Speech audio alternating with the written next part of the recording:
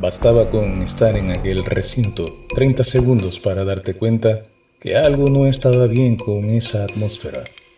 Era una habitación de una antigua mansión utilizada por la policía secreta y posteriormente por los militares como un centro de operaciones, pero en realidad fue un lugar de tortura y antesala del infierno.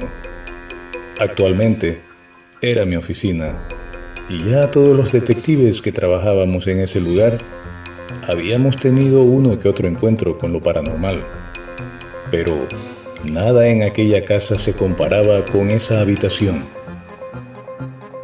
Estaba ubicada en una especie de sótano al que se accedía por medio de una escalera de unos 15 escalones. Solo tenía una bombilla pintada de rojo para dificultarle la visión al detenido que tuviese la desgracia de ser metido allí, aparte de que le aportaba un toque más tétrico al lugar. 2 puertas de barrotes de hierro era necesario surcar para poder entrar y a la vez se encargaban de impedir que nadie escapara.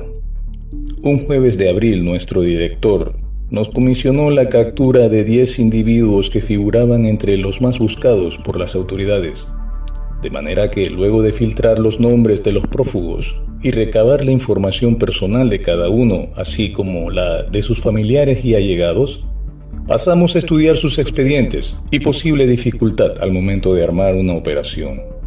Nos llamó la atención el expediente de Ptolomeo Benavides Restrepo, hombre de 25 años de edad, sospechoso de violación carnal en perjuicio de 3 mujeres.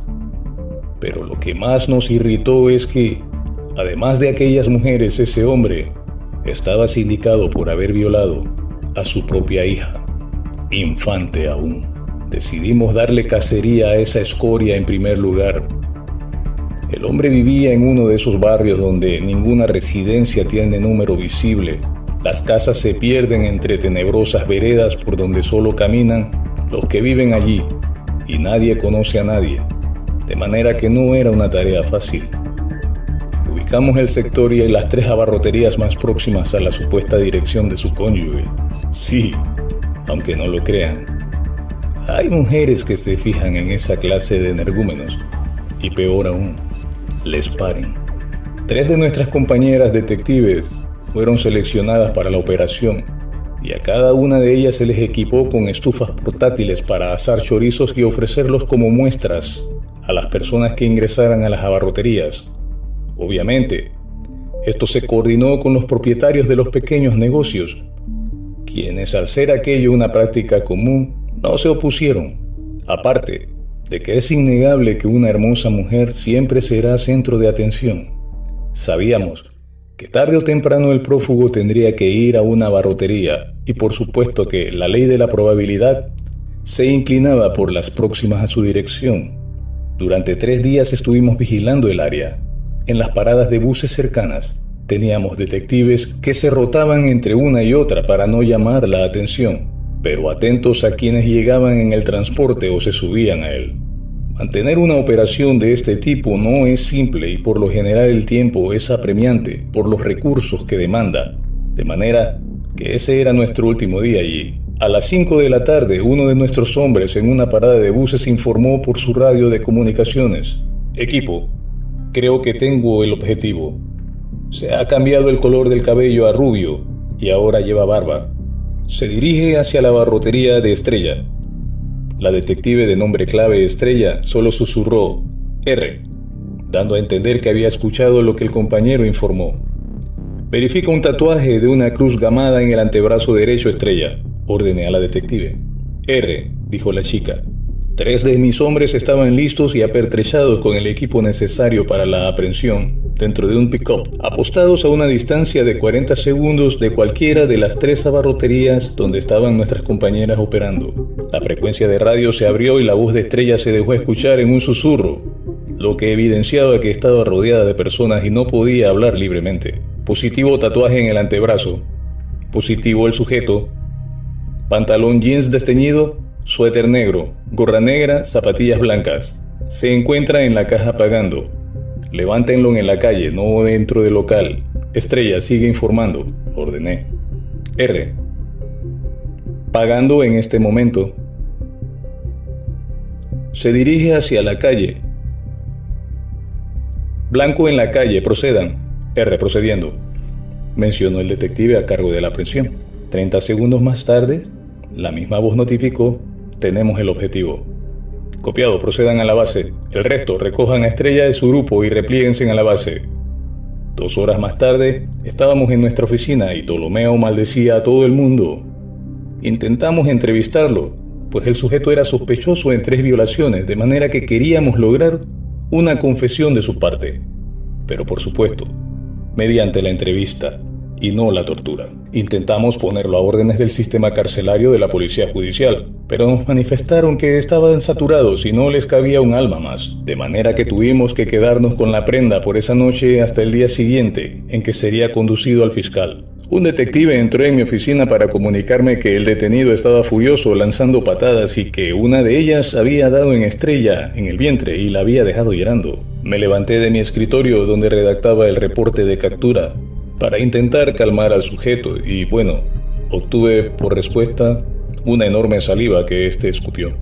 Lo miré fijamente y le dije: amigo, esto es algo que jamás debió de haber hecho.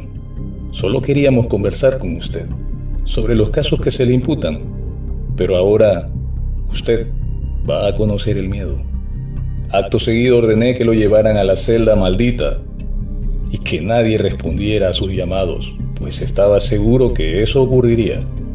El sujeto se resistió todo lo que pudo, pero finalmente fue encerrado y dejado solo en aquella celda. Eran las 8 de la noche cuando los primeros llamados se dejaron escuchar. Ya se había retirado a sus residencias la mayoría del equipo, y solo quedaban los detectives de turno y yo, que finalizaba el reporte. ¡Hey! ¿Hay alguien allá arriba? ¡Detective! ¡Aquí hay algo conmigo! ¡Hey! ¡Sáquenme de aquí, por favor! ¡Ay! ¡Ayúdenme! ¡Ayúdenme! ¡Ayúdenme, por favor! Los 3 detectives que estábamos presentes llegamos hasta la primera puerta de hierro y atisbamos hacia abajo. Benavides se aferraba a los barrotes de la puerta de la celda con el rostro clavado entre ellos, como si intentara sacar la cabeza por allí. «Hay alguien más allí con él», dijo uno de mis compañeros, y efectivamente, desde donde estábamos podíamos ver una silueta de pie, atrás de Ptolomeo. Este gritaba que por favor lo sacáramos, que él iba a confesar. De pronto vimos cómo fue arrojado al suelo, como si le hubiesen sujetado por los hombros y tirado de él. Luego fue arrastrado hasta el interior de la celda, donde ya no pudimos verle, solamente escuchar sus alaridos, que realmente eran angustiosos. Mis compañeros me miraron interrogativamente. «Allí se queda». Ellos se encogieron de hombros y retornaron a sus labores. Yo salí a un restaurante del área a cenar, y Ptolomeo quedó en compañía de Baltasar. Baltasar era el nombre de un detenido que muchos años atrás se había quitado la vida en aquella celda, quizás porque no soportaba la tortura a la que le tenían sometido desde hacía varios días atrás. Lo cierto es que se había desangrado hasta morir. Se había mordido la lengua para ello. Eran muchas las historias de otras personas que aseguraban verlo en ese lugar, tratando de hablar, y solo murmullos salían de su boca. Incluso Estrella, un día que buscaba unos documentos en aquel lugar, lo vio de pie frente a ella con el pecho desnudo cubierto de sangre y ambos brazos extendidos hacia adelante, mientras balbuceaba algo ininteligible. Cuando regresé a mi oficina, mis compañeros me dijeron que el hombre no había dejado de gritar. Asentí y me dirigí hacia allá. En efecto, la situación era la misma. «Benavides», llamé. «Jefe, sáqueme de aquí, por favor. Esto está lleno de sangre y aquí hay un muerto que está hablando. Sáqueme de aquí, por favor». «¿Ahora sí quieres hablar?» «Sí, jefe, yo voy a confesar». Lo sacamos de allí, pero antes le hicimos lavar el lugar, pues se había cagado y vomitado, convirtiendo en algo aún peor el sitio. Pero lo hizo feliz, pues estaba acompañado. Luego le dejamos en la sala de espera, donde estaba vigilado por los 2 detectives de turno. Al día siguiente, cuando el fiscal le estaba tomando la declaración por los delitos que se le imputaban, la rebeldía innata de un sujeto de esa calaña que ni a su propia estirpe respeta se hizo nuevamente presente. Y Ptolomeo Benavides empezó a amenazar a la joven abogada que le tomaba la declaración, a quien le gritaba que saldría de la cárcel y la violaría, a ella, a su madre y a todas las mujeres de su familia. La pobre chica quedó llorando y el fiscal salió a buscarme al pasillo donde esperaba que terminaran con la prenda para conducirlo al centro de prevención preventiva. El funcionario me explicó que el sujeto estaba rebelde y amedrentando a los demás presentes. Ingresé con el fiscal al cubículo donde Benavides, envalentonado porque su abogado estaba presente, seguía agrediendo verbalmente a la licenciada, quien aún lloraba. Le miré y dirigiéndome al fiscal dije: «Señor fiscal, cuando terminen con el caballero, que de paso le comento, anoche me dijo que estaba dispuesto a confesar sus crímenes, tengo que llevármelo a mi oficina de vuelta, pues el sistema de detención preventiva se encuentra sin espacio para un detenido más, de manera que me veo obligado a tenerlo por una semana allí. Tenemos una celda en la que le pondremos, no es un hotel, pero al menos estará cómodo con el espacio para él solo». Enfaticé esto último. No estará hacinado como en el sistema preventivo. La celda es para él solo.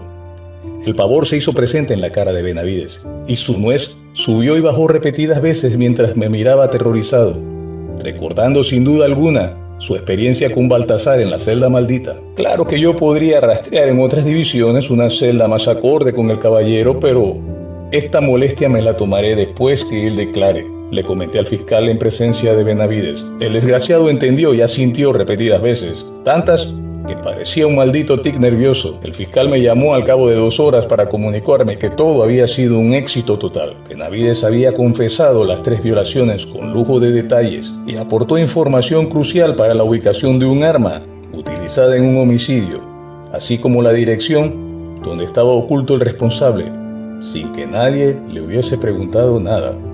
Sonreí para mí, mientras pensaba que el detective Baltasar y su compañía tenían ese efecto en algunos hombres. Una vez finalizada la diligencia, trasladé a Benavides hacia la central donde le buscarían una celda provisional. Él iba en silencio, concentrado en sus pensamientos. De repente me dijo: «Jefe, esa cosa me habló anoche». Y yo le entendí.